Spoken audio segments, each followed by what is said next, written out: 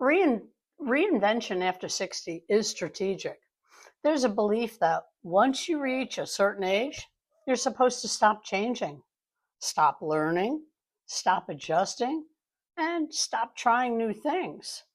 But let me ask you something. Who decided that growth had an expiration date? Reinvention after 60 isn't reckless. It's often thoughtful, measured, and strategic. By this stage of life, you've lived enough to know what drains you and what sustains you. You're not chasing shiny objects anymore. You're choosing what fits. That's what matters. Reinvention doesn't mean tearing your life apart and starting from zero. Most of the time, it means rearranging what you already know and just applying it differently. Skills you've developed over decades don't disappear, they actually mature. That's what is key. What's also changed is opportunity.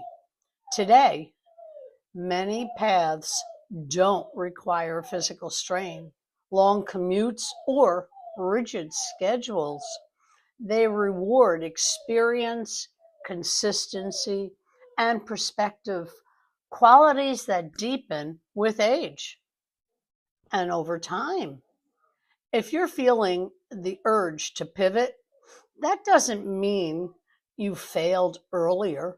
It means you're responding intelligently to a new chapter and a new economy. Have you felt that quiet nudge telling you the old plan doesn't fit anymore, but you weren't sure what that actually meant? That nudge isn't weakness, it's actually awareness. Reinvention isn't starting over, it's moving forward with intention. If you have any questions whatsoever, I'm here. Just shoot me an email and feel free to subscribe for more valuable tips on a regular basis.